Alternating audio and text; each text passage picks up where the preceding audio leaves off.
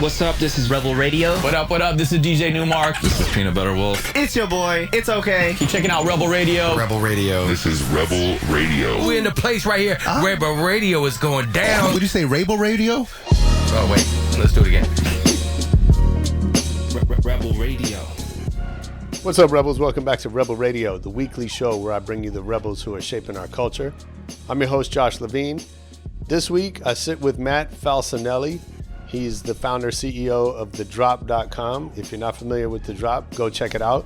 It's a streetwear marketplace featuring hundreds of brands, sneakers, clothing, accessories. Get all your drip, do your Christmas shopping there.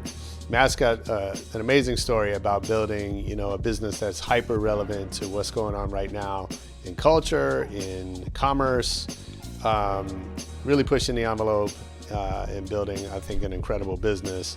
He's got some great stories about storytelling and what that means in a modern context and the importance of storytelling to a brand. We talk a little bit about who does it right and who doesn't. The short answer is no product sells itself. That's an outdated idea. Maybe it worked at one time, I don't know, but it certainly doesn't work today. And he also gives us some insight into the speed of commerce. The spoiler is that most brands put out product way too slowly. That speed is only increasing, and there's some really smart ones that are playing the game correctly. So learn everything there is to know about e-commerce, or learn a little bit about e-commerce as we get into it with Matt Falcinelli.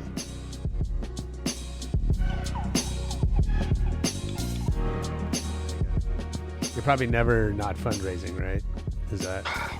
Yeah, I hate it. Honestly, one of my mentors, he recommended early on to have a co-founder because you're gonna need somebody to really run the ops and somebody to raise the money. And sure. So yeah, I don't know if I'd do it different though. Be honest, it's kind of one of those, it's all part of building your company. I kind of like it better because even at running the company, even in a meeting with investors, you get to know the investors, and there's people that want to write checks that you maybe don't want involved in your company, and vice versa. So I kind of like keeping my finger on the pulse of all that. Yeah, of course. I mean, it seems like we can dig into it, but it seems like there's just so many things that go wrong. They can go wrong in the course of trying to build a business that it's amazing when it does happen. Yeah, it's there's so many things that you can do all the projections and make them look as pretty and up to the right, all you want, but there's things that you just can't foresee.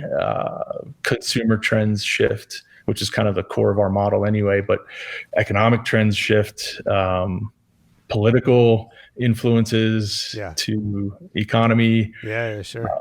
But you roll with it, man. You roll with it. Any curveball thrown your way, you have to come out even better on the other end. Yeah.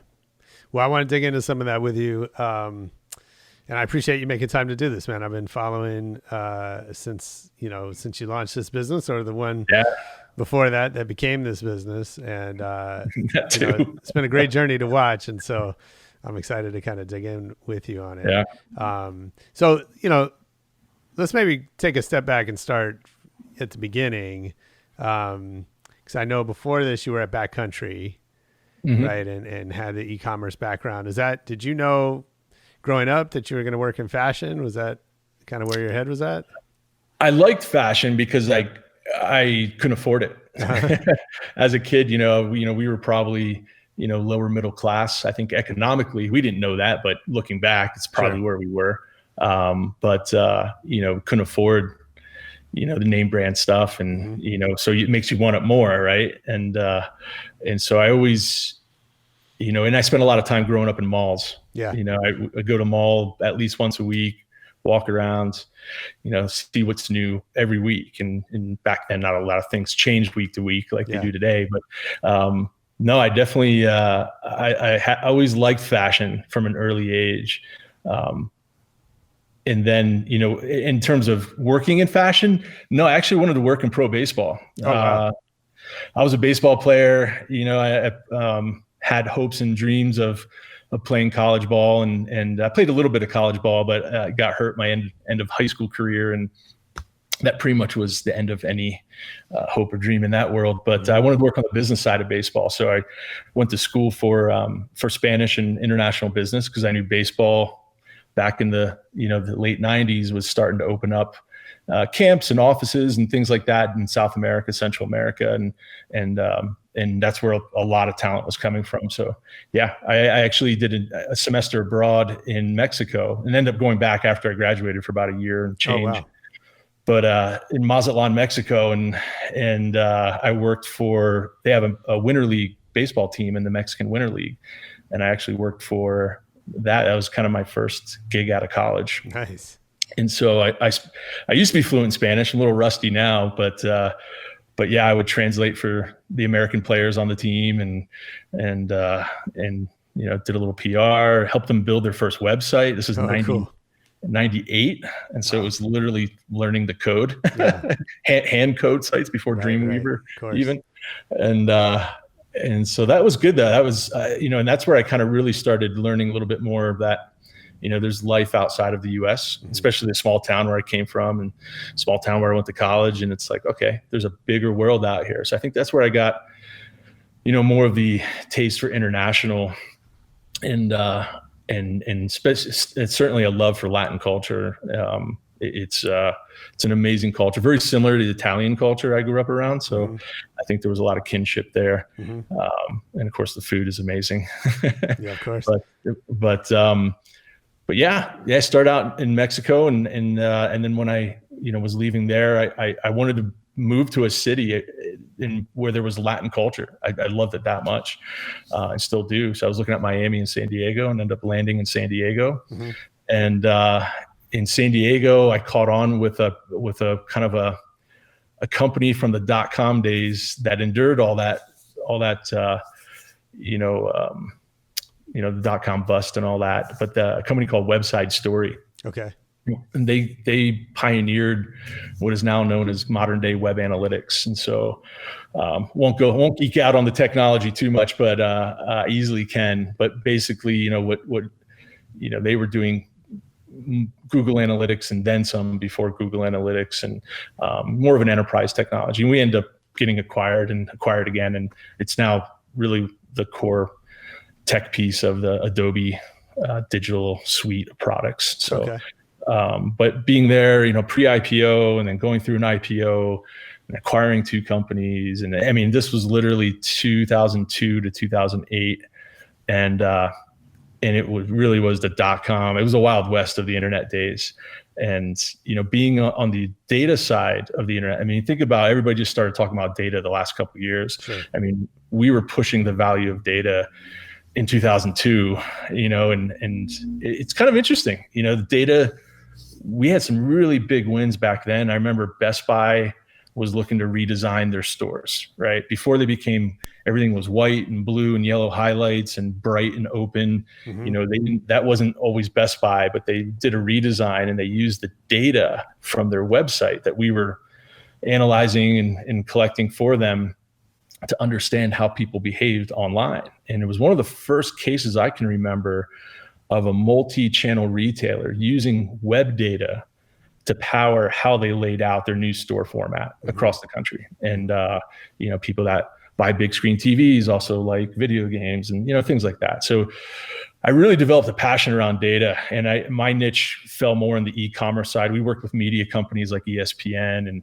and financial companies that did a lot of lead generation, but I really loved e-commerce and specifically fashion. So my early passion for fashion ended up coming back into play when I was in the analytics world. And, we worked with everybody from, Dr. J's in the early days to Guess Clothing, Wet Seal, R&B in their heyday, Backcountry when they were less than 20 people in a garage, in Heber, a little town backside of Deer Valley, Utah. But and so we worked with a lot of them, and Backcountry was actually one of our first e-commerce clients, and they were our beta client. So we got to show their live data around, people traversing their websites and what people are searching for, and responses to marketing campaigns, and what does that lead to? What do people look at versus what they buy?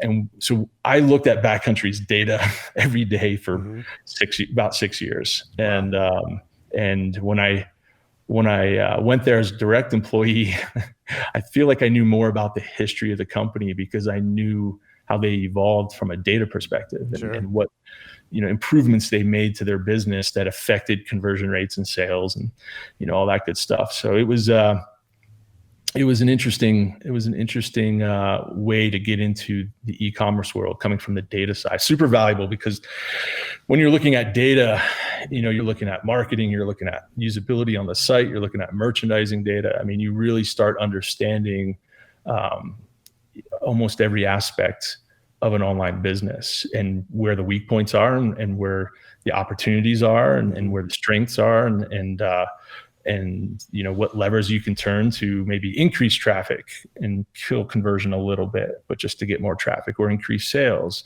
and maybe lower your traffic and focus on more targeted audiences. So you learn a lot about that. I left there, went to San Diego, the chain of shops around San Diego County. They were 10 shops then. I think they're much more now. Okay. A 40-year-old chain of surf and skate retailers. Dave Nash is really kind of I think a pioneer on the niche retail side of the action sports world. And when I met him, they had a website, and they had really amazing relationships with, personal relationships with the Bob Hurleys and the Bob McKnights of the world. But yet they didn't really have e-commerce. I was like, wow, you guys have great selection. You get the exclusives a couple of weeks in advance. You have all the right brands and all the right relationships, no e-commerce. And so went there for a year to help them launch, which was really, really educational for me, because I knew the front end of e-commerce, marketing, analytics, but it helped me learn kind of the back end, logistics, customer service, payment processing, and fraud, which is a really easy way to lose a lot of money if not done right in the e-commerce world. Yeah. And you brought up a couple of really interesting things that I don't want to overlook. Nope. And one is, talking about just as a teenager at the mall, right? And I think, now we have a different understanding of malls, or malls have changed their place in American culture, right? But, the 80s and 90s was like the heyday of like teenagers just hanging out there. They worked at the mall, they went to eat, they went to the movies. Sometimes you'd shop, sometimes you wouldn't, but it was a place where people, it was like where most of America, maybe outside of the biggest cities, really went to congregate and hang out and spend your teenage years, right?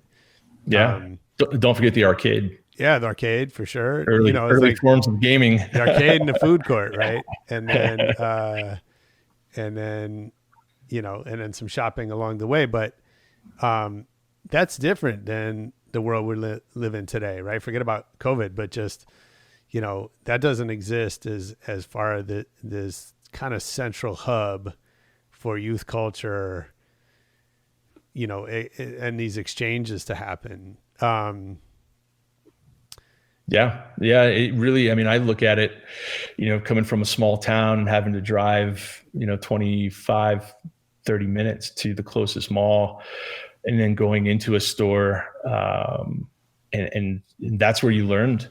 You learned what was cool and what wasn't cool back then. Yeah. Whether what brands are cool, what people are cool, right? As a young, when you're, I think probably under 18 or who knows, under 20, like you want to know. We're very much a tribe society, right? You want to fit in. You want to know who the leaders are, and that boils down to fashion and sports and early stages of influencers back then. So that you learned all that at the stores, at the shops, whether you went into your local sneaker shop or local skate shop, or went to a mall and went to more of a chain shop. Like that's where you learned what was cool. And that's where you met people that also were interested in those things, and say very communal. It's kind of, it's nostalgic, it's such a cool and great memories. They just evolve. There's different formats of that online, and bringing communities together, obviously, in social networks and all that good stuff. Yeah. Well, yeah. So, and then, you talked about the San Diego shops, and I think, all over, certainly Southern California, right, where the home of action sports and skate and surf, and, so much about that community is like, these influential shops who had relationships with the athletes or the brand owners, the designers, and it was this little network, right? And I got to know a bunch of those people at ASR, or Project over the years, right? But you'd have this community that, people would walk into the stores, have those relationships. They'd meet at the trade shows. They'd meet, at the beaches, wherever, right? And, that's become this trendsetter for the whole world, right? That, street, surf, and skate is really what's driving a lot of fashion trends globally now. And it comes out of this really, small pocket of the world for the most part. And so, I wonder, those two things, you think about the consumer culture at the malls, the sort of creator culture, and then, as you said, like those things happen differently now in an online environment. But I wonder how do you think about those, kind of not losing those sort of interactions or that sense of community as things become more global and more, because, you have the store, TheDrop, and you're selling a bunch of brands that presumably, you've never met the founders, or some you have and some you haven't, or I don't know. But, people can just click some stuff and upload, and they're on your site, and like, it's a very different sort of environment. So I wonder if you think at all about the role of that type of community, and what that does today. Yeah. It's part of our vision and our goal for TheDrop is to be that place where, you can come in and find, the Vans or Adidas you're looking for, but you're going to discover, brands like Clearweather, or brands like, Reason, or even the newer generation, like Staple. Talking to Jeff Staple the other day, and he made a great point. He's like, man, I need to figure out how to be cool to, 1 million 15-year-olds every year. Yeah.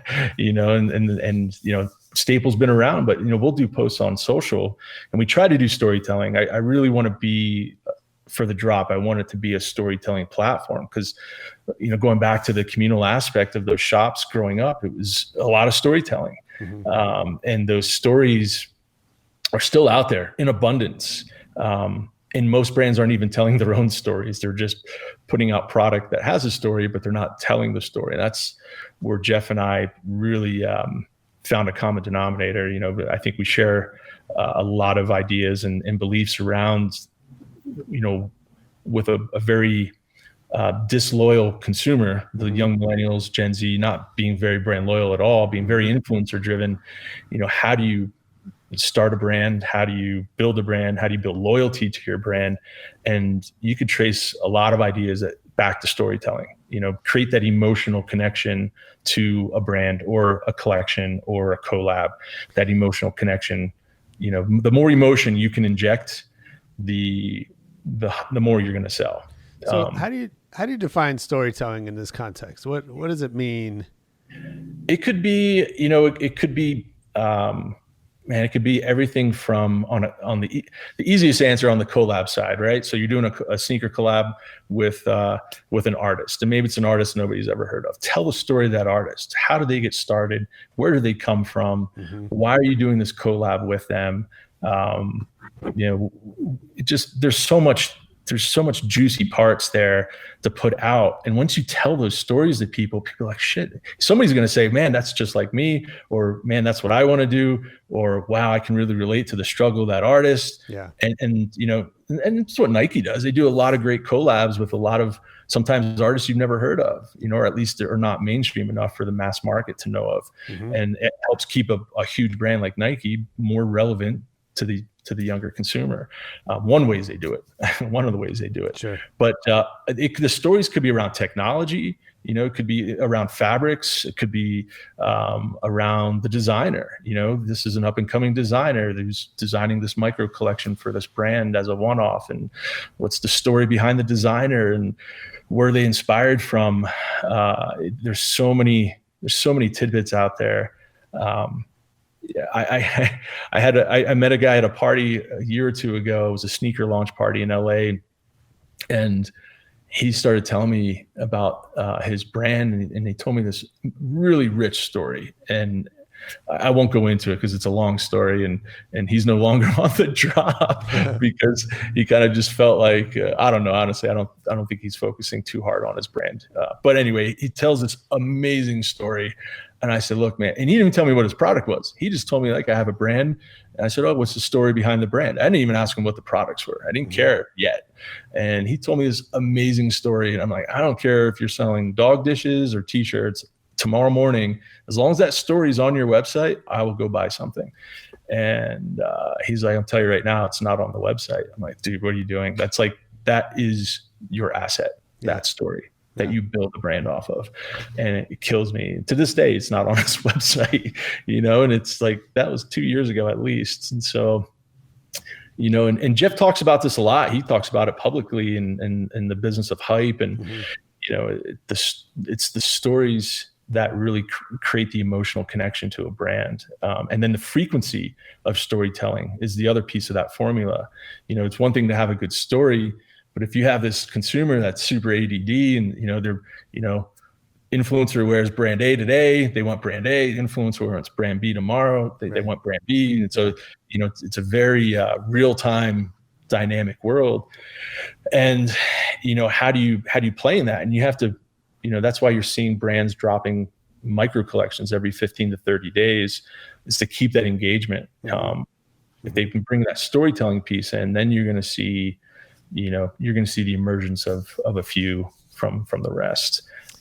So how do you balance that with, because I get it, right? Like, and as a consumer, forget about, what I think I know about marketing, but as a consumer, like if I'm on unless a product is solving a very specific problem for me, I kind of want to know why it exists. Right. And, I see that with Nike, and I think they do a better job than most, but even still, they'll have some colorway or some, new fabric or whatever. And when they don't explain anything about it, and it's just like, here's a different option you can buy. Like, I sort of like, not that I might still buy it if I like it, but it's much more, I'm aware of the fact that it's much more subjective. Did that color or that fabric catch my eye, as opposed to like giving me something I can really buy into. And so I get that, on the other side, fashion is the ultimate trend business. As you said, the trends change faster than others, and the big fashion houses, like, that's all they do is study trends. They send people out to do color studies and to watch, what's emerging around the world, and, and they just try to stay on top of it. Right. Yeah. And so I wonder how you balance those two things with, one, what's the story behind the product? And two, we're doing turquoise right now because everyone's doing turquoise, and like, that's just the thing, and we have to kind of keep up with it. Yeah. It's not the easiest time to be a brand. It's probably the hardest time in history to be a brand. We have investors that asked, well, at what point do you launch house brands? You build all this traffic, you build this audience, you build this repeat customer loyalty to TheDrop. When do you start, developing brands of your own, obviously to make bigger margins and all that? And I said, look, man, it's a whole different world that I personally don't want to play in. I'd rather invest in brands or incubate brands. But to be a brand and to either follow trends or be proactive and set trends, that's a whole nother animal. And yeah, maybe I'd like to tackle that in a separate venture in the future, but right now that is not something I can bring on top of the drop. Sure. But it's it goes back to agility. If I was a brand, agility in manufacturing, agility in design, agility in the influencers we work with, I think at the core of it is what's going to make or break a brand, because you can be a brand that adapts to trends. You could be a brand that just does something off the charts that nobody else is doing. And there's chances that may come in trend, and then you're the only person there, well positioned. But it really comes down to agility, design in shorter cycles, produce in shorter cycles, maybe work with more local manufacturing. It'll cost more, but you're making triple the margins when you're selling direct versus, previous wholesale models. So, local manufacturing becomes more of a viable option, which would be kind of cool if you saw a little bit more of that in the States. But yeah, that agility is critical. As we duck and move, with different trends, related to our business, a brand, is looking at trends more in the fashion sense and the influencer sense. I mean, I remember we launched TheDrop. We soft launched July of 2017, and it was shortly after Kylie Jenner wore a Metallica concert T-shirt to Starbucks, and for 14 to 30 days after, young girls wanted retro metal concert T-shirts, which nobody had. I mean, Zoomies, Urban Outfitters, nobody had them in stock. And even the girls who wanted them didn't even know what a Metallica was. Right. And so, but we actually had a couple brands that had these retro 80s metal versions of their branded tees. And, we're a young company. We didn't have a lot of money to put into marketing just yet. And so we put those out there as best we could, and we started selling them. And so, the brand needs to be agile. We're ahead of the curve. And for us, our whole business model for TheDrop is around, we have 300 plus brands plugged in, 100% of their collections. We have 22, 23 boutiques plugged in, which bring us another 350 brands that we don't have directly. And for us, it becomes a merchandising and marketing game now. So if Jay-Z wears yellow track pants to Staples Center, then boom, yellow track pants are hot. People are looking for them, and the Zoomies, the Urbans, the big retailers have to order their stuff 6 to 8 months in advance. And for us, we're like, boom, okay, we have 10 brands with yellow track pants. Let's put them into a landing page, adjust our marketing. Is there any stories we can tell related to these brands or products, and then deploy marketing? We can do that almost in a half an hour if we really wanted to. Amazing. And so, and so we see ourselves as kind of being that place to, we help brands be agile, in that, we can, as soon as that trend hits, we can push that brand right away, where that brand may not be able to. Most brands today are not very digitally savvy when it comes to marketing. We serve that purpose for a lot of them, and we do it more efficiently than they will for the next 2 or 3 years as they build their teams. And so we really serve a really strong purpose and a platform for them. But also, the data that we're extracting, one of our goals for 21 is to start bringing this real-time data back to the brands on our and shops on our store, on our platform. And so, what is trending right now in New York versus LA? If you are Nike and you want to know how is Nike SB trending against skate shoes as a category in New York over the last week, months, quarters, we'll have that data. We have that data today, and this is data that I think will really help the bigger brands. And I know they're drooling over this data. They told us as much. But it'll help the younger brands too, because a lot of younger brands start out in a very focused category. Whether this brand's starting out in backpacks, it's like, okay, well, you're a Florida-based brand and you sell a lot of backpacks in New York. We also see tank tops trending in New York. Maybe throw a capsule of tank tops, maybe match them with your backpacks, however you want to do it. But that type of data, I feel we can then help the younger brands grow more strategically and efficiently. And I think at the end of the day, the data and bringing the data back to the industry, helping them understand how to leverage the data, it's ultimately just going to help the industry grow, be smarter, be more efficient, and then eventually get to global markets faster, which I think a lot of brands don't do before the end of their life as a brand. Sure. So just to close the loop on the storytelling piece. Sorry, bit of a tangent. No, I love it, and there's so much here we can dig into. But I did want to just who does a great job of that, on your side or otherwise. But who are the brands that really get storytelling? Let me think about that. Obviously, Staple they do a lot of collaborations. Mm-hmm. They sell out really fast. So there's not a big window to tell the story. Sure. But they do a lot of interesting collabs and they have a lot of good stories to tell. I think Clearweather is an interesting one. They have a really good product and they have an incredible pedigree. The Brubaker brothers are longtime sneaker designers, both of them. And there's a really great story to tell. I know I always tell it. I tell, whenever somebody asks about, what brands do well or what brands are kind of executing the formula. And I look at Clearweather as a good one because there's a really good story around the founders, why they created a brand, their whole mantra of being less corporate, more independent, using really good parts to their sneakers, these Italian leathers and hairy suedes. It's a really good product and they shoot really nice imagery, which is a key part I think a lot of brands are missing at. So you can tell a story in a way, you could tell a good story in a way almost through the imagery. How do you wear it? So a sneaker brand, do you want to just shoot a sneaker still? Okay, that looks cool. That probably works in some marketing campaigns. Do you want to put it on somebody and show how to wear it? What pants do you wear? What clothes do you wear? How do you match it? What style does that sneaker fit fashion wise?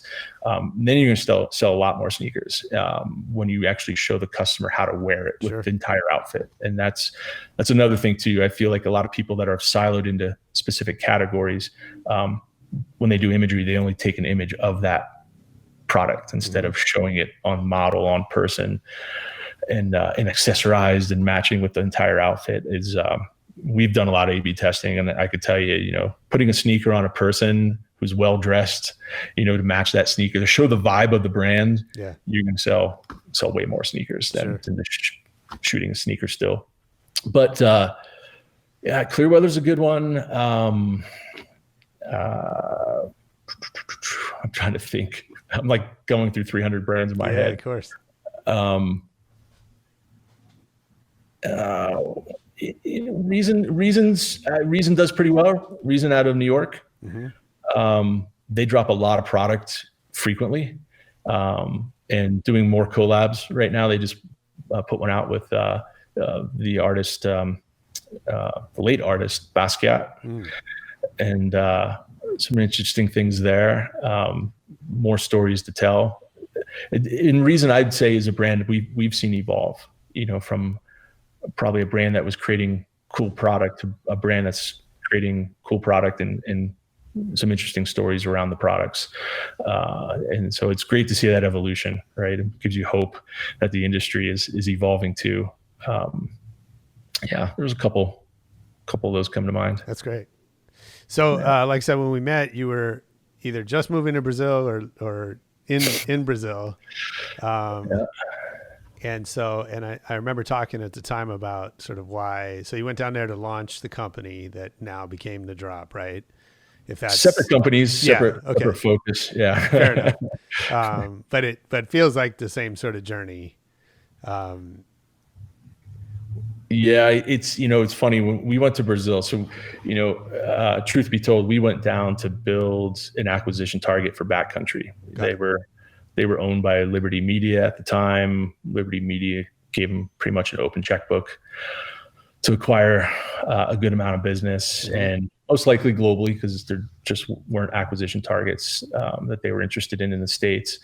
And so I was like, well, that sounds kind of interesting. And I was at Skullcandy for a minute. I was there for a year before I went to Brazil. After Backcountry and before Brazil, I was at Skullcandy helping with their D2C ecom, and which is basically across the parking lot from Backcountry Okay.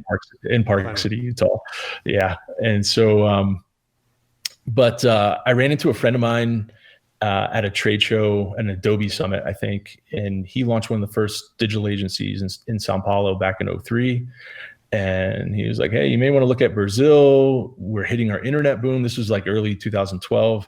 He's like, we're hitting our internet boom. Nobody knows what they're doing. Huge market, middle class just emerging with credit cards for the first time. It's kind of a perfect storm. And you being a more data centric guy, you could come down here and execute more successfully than most people that are just learning it from scratch. Sure. And I was like, well, that kind of sounds sexy, go down there and build an acquisition target for Backcountry possibly. And so long story short, we went down there. We had a long-term vision of being a marketplace, but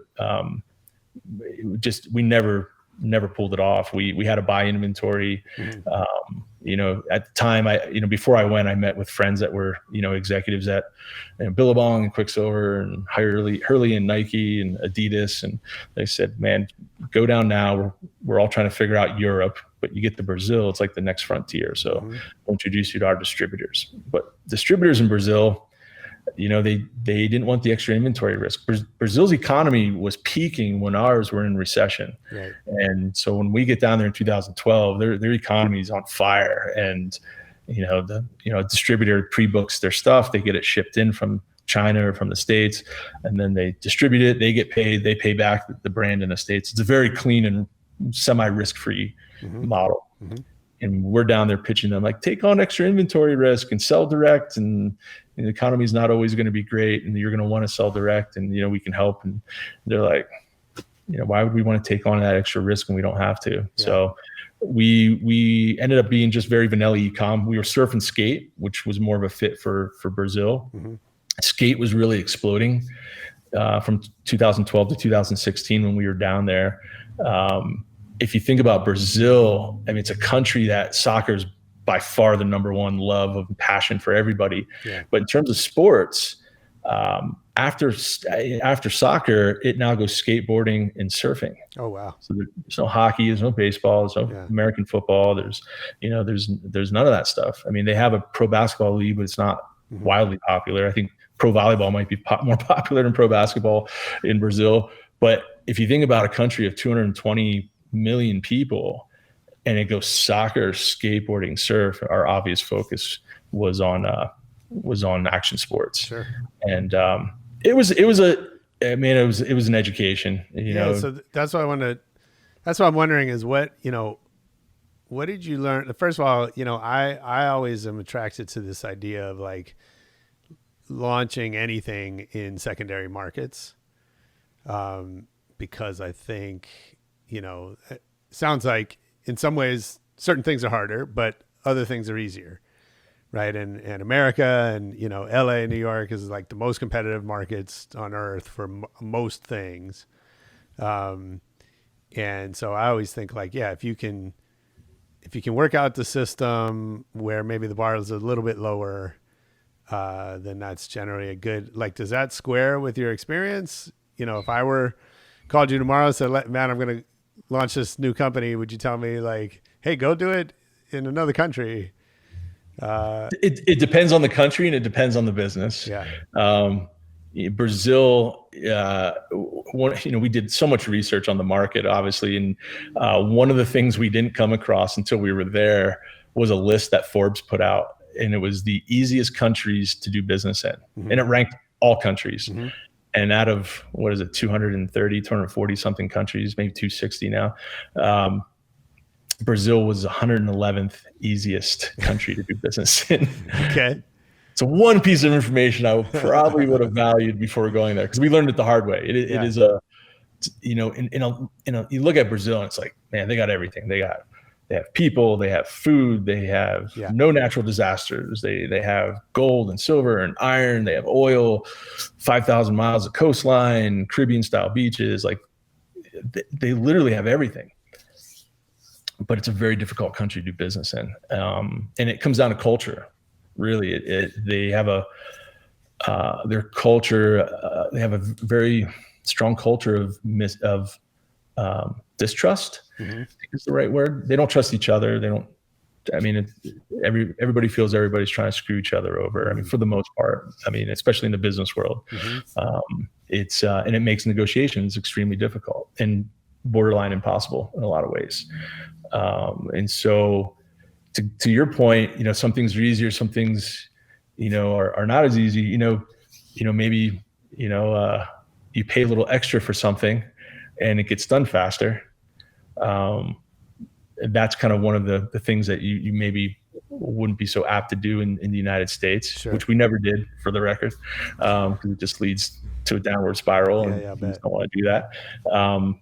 But not playing that game, things are a lot slower in terms of growing business and raising money. I mean, it's tough because nobody knew Brazil. A lot of people still don't know Brazil. Right. There was a lot of VC money that went down there, and from 2010 to 2012, and no companies were getting acquired.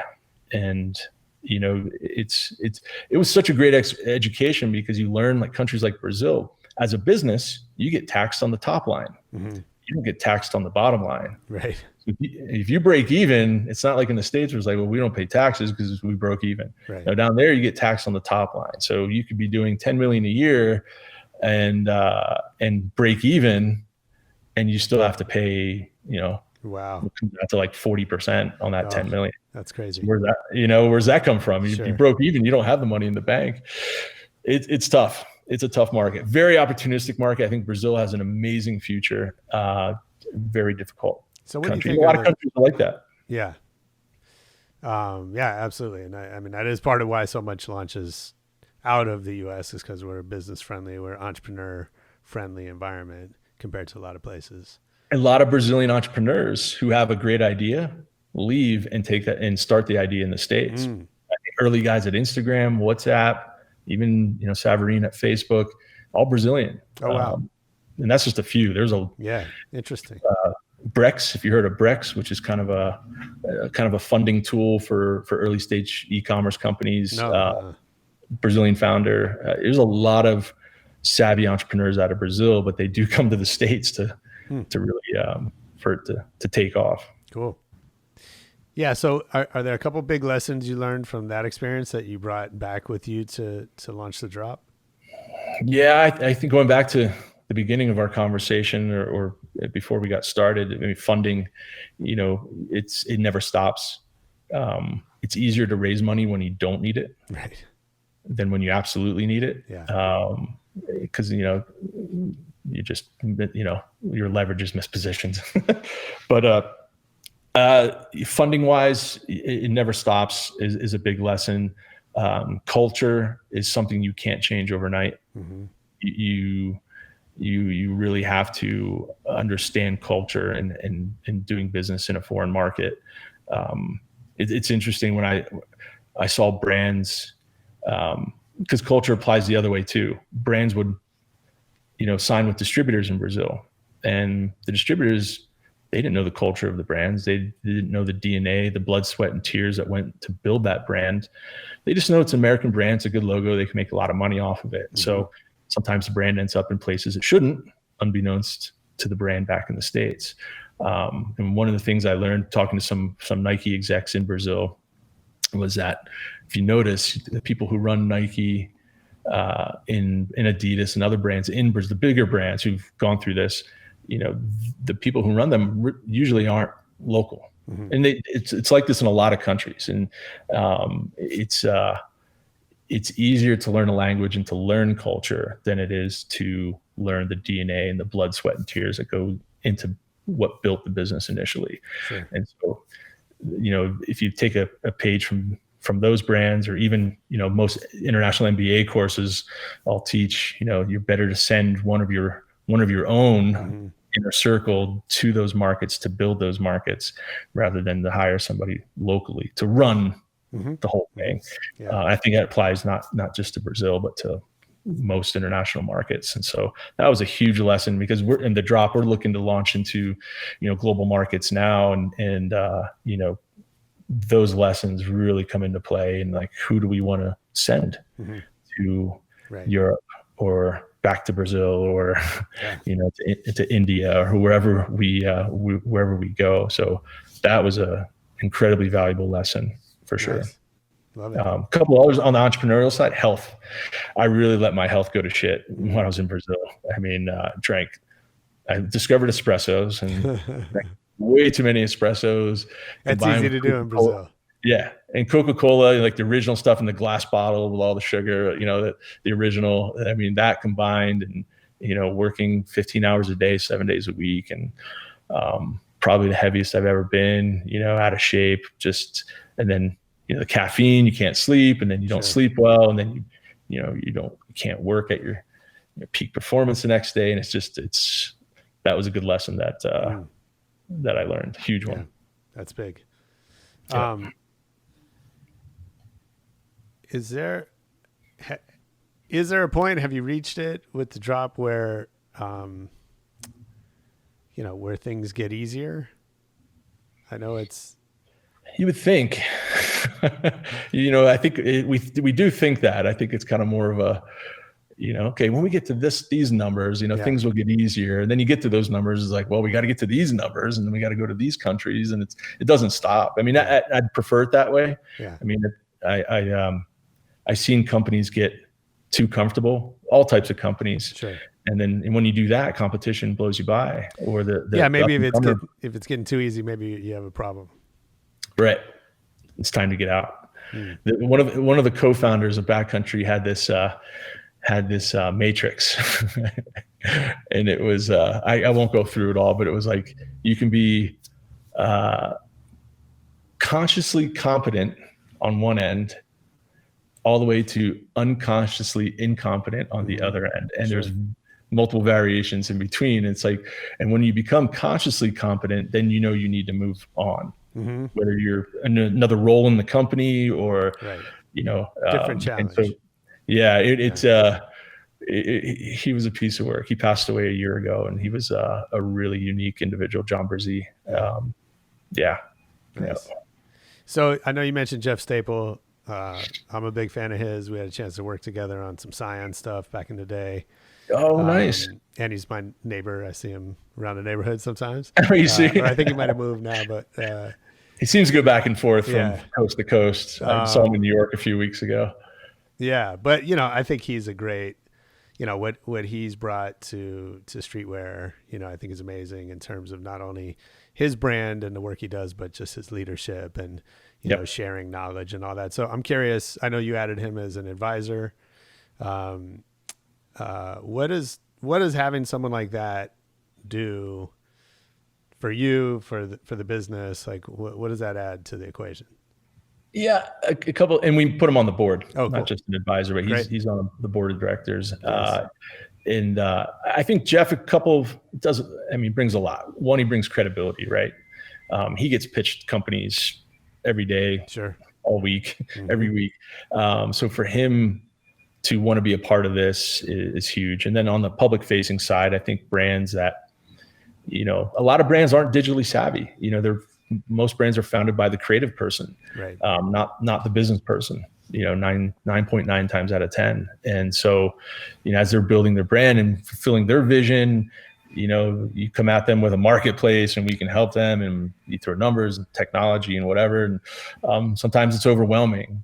You see Jeff's involved, and it's a little more palatable without maybe as much looking under the hood, I guess. So credibility wise, for sure.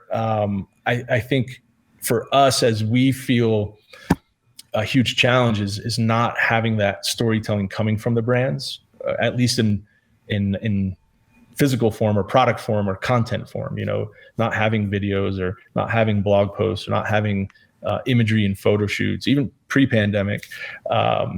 That's been a point of frustration for us, because I'd prefer the TheDrop's homepage to look like a media site.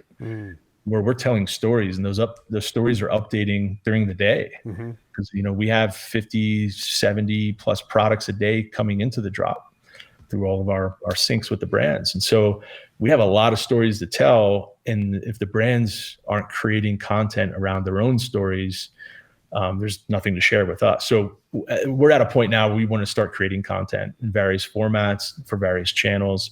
And Jeff, I think him and his agency, Read Art Department, is, masters at storytelling and brand building and production of different types of formats, or different types of content. And so that's a big one that he'll guide us on. And you'll see some of that coming very soon. Nice. You talked a little bit about the, I think we like to have this idea. We can set a vision and a plan and go at it. And I think, you talked about sort of the reality is that a lot of success is maybe built more about adapting to things as they're changing real time. I think it's a balance between those two things, right? Having the vision, but also being willing to change. And so, in this context of 2020, that has upended everyone's plans in different ways, good and bad. So what are you looking forward to? What is, if you look at the next year or so with the drop, what are you seeing? What are you excited about? Excited to see the economy come back to normal on a global scale. I think we probably don't see it enough in the media, but there's big markets, big foreign markets that pose opportunity for growth, not just for us, but other, businesses in the U.S. Yeah. Those markets are suffering even more. And so love to see the economy come back. I think that's an obvious one. For the drop, we want to go global. We have 300 brands today. We have a platform that we built where we literally can turn on, the Drop UK tomorrow, and I can turn on 300 brands in pounds, in local payment processing options, and I could take brands that, aren't in global markets to global markets with a click. We've built it in such a way to do that. And then vice versa. We can bring on, using the UK as an example, we can bring on, young British brands that, maybe don't have a site localized for the US in dollars or, whatever. And we can plug them into the Drop UK and then flip a switch and put them live, in the US, currency converted and FX updated multiple times a day. And so we built all this already. So we're ready to go. Nice. We're ready to go global. We were going to launch in the UK in April, and we pushed it off because of our platform shift and also kind of COVID also, but more so from the platform shift perspective. But it's global is the big one. Global is the big one. And, on the pet passion side, even though everybody's working remote, including us, and for who knows how long, I do want to create a destination in Vegas, that is an office, possibly having some sort of skate park within it, slash event center, kind of, something more for the community. Obviously we can use it to also create content, going back to content production and that strategy. But I would love to create, a very creative, friendly environment in Vegas, and eventually get involved with some local charities or nice. Start a local charity. We haven't really decided on that yet, but really focus on funding the next generation of entrepreneurs, whether it's fashion or music or technology, sure. Anything that's just related to our world and creative. We want to be a part of that because it's all about the give back, Yeah. We all got help along the way. And so you gotta pay it forward. But I'm very bullish on Vegas, where we're based, and feel like that's a really up and coming city with a lot more to offer than just the casino and gaming side of the city. Yeah. Nice. Well, I got to get to a little lightning round before I let you get back to work. Okay. So what's your favorite city to travel to? Oof. Oh man. I've been to many, and I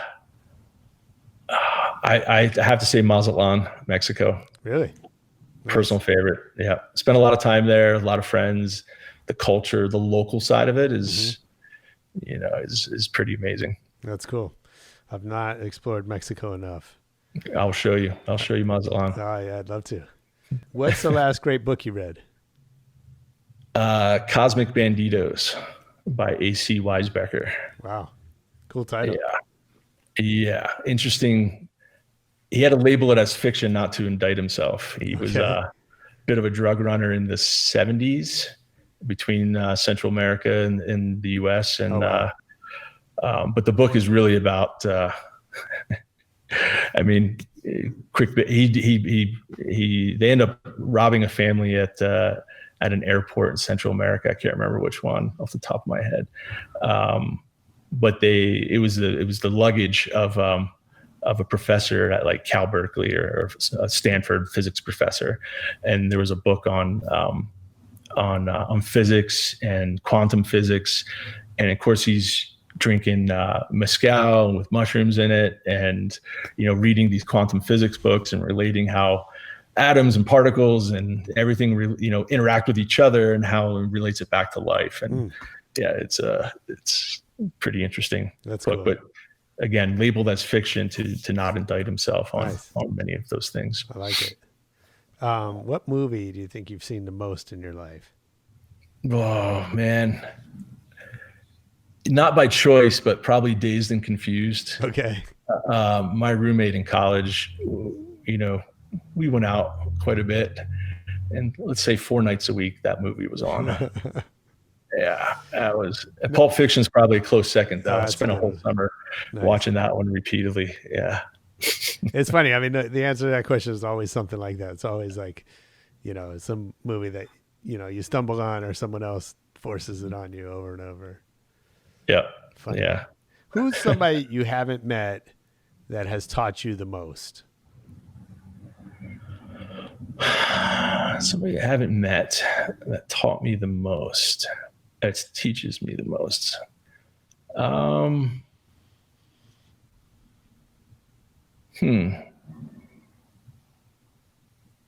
That's a good question. I think, that's a tough one. I read a lot around Tony Hsieh at Zappos, read his books and became friends with some of his common friends. Never met Tony in person. Traded some emails, but got to know some of his community in downtown Vegas in kind of the Airstream compound where he lives. And I don't know, just kind of learning more about him through friends, through people, in addition to books just on business philosophy and employee philosophy and the customer happiness and that, but learning about him locally in Vegas and what he's invested in that probably most people don't realize, and building things for the community. Pretty amazing. I look at that because as an entrepreneur, you have occasional thoughts like, wow, if I build this and sell it for a lot of money someday, what do I do? Sure. And I think, Tony's already kind of been there and seeing what he's done publicly. Yeah. I think a lot of people become more of a recluse once they have a good bit of change in their pocket. But to see what he's done publicly for the Las Vegas local community. It's pretty amazing. No, that's great. He's actually on my list too, although I met him briefly, but he's here in Park City. I'm in Park City at the moment. Oh, really? He's moved up here. Oh, wow. I didn't know he left Vegas. Has a place up here now. He just retired from Zappos, but I know he goes back and forth and he's spending more time up here.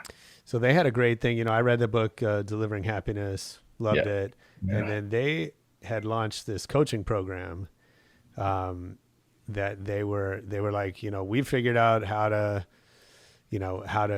our approach to building a business, and we're happy to share that with people. It was pretty affordable, and it was actually sort of my introduction to coaching. So I did their program for about a year, and then I spun off with one of their coaches privately, worked with her for about 5 years, and was a life changer for me personally and professionally. And Really? yeah. So I'm a big fan of that answer. And I thought, the coolest thing about that was like, you guys are a shoe store and now you're coaching people on how to run businesses. Right. And just the willingness to share. I mean, it was like $500 for the year or something. It was a really, really inexpensive proposition. Right. But that like, we'll just share all this stuff that we've learned and figure it out on our own. And, I know in the tech world, and it's popular to talking about like making the world a better place. Right. And, selling shoes doesn't really do that. Like, let's be honest with each other. But opening, your book of knowledge about how you do what you do, that actually does make the world better.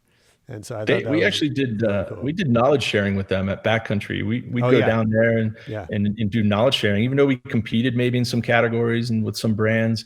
And I was always impressed with that, how transparent they were. Definitely learnings to glean. Yeah, for sure. That's great. Okay, last question. If I worked for you, what's something I would hear you say over and over?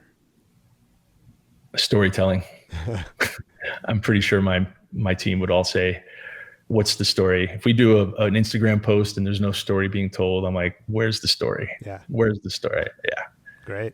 It's all about the story. Yeah. That's awesome, man. Well, dude, this is so much fun, man. I've always enjoyed our conversations privately, and you didn't disappoint on the mic. This is very cool. So, I definitely want to encourage everyone to check out TheDrop, shop TheDrop, follow TheDrop. TheDrop.com. Drop.com. Nice. Yeah. As some have tried to boost kind of the momentum we built around TheDrop, others trying to build some businesses adjacent to that. Yeah, so, of course. Not surprising. TheDrop.com. Flattered. Yeah, absolutely. That's the name of the game, right? Dude, well, thank you, man. I hope you'll come back and share more of the story as the years go on. And really appreciate it. Josh, I appreciate it, man. Take care. That's good. Yeah, that was Matt Falcinelli of TheDrop.com on Rebel Radio. I hope you enjoyed it. I know I did. Leave us a comment. Hit us on Twitter at Rebel Radio Net, Facebook, same thing. You can watch videos of a lot of our episodes on our YouTube channel at Rebel Radio Net. Most importantly, come back next week for more Rebel Radio. Peace.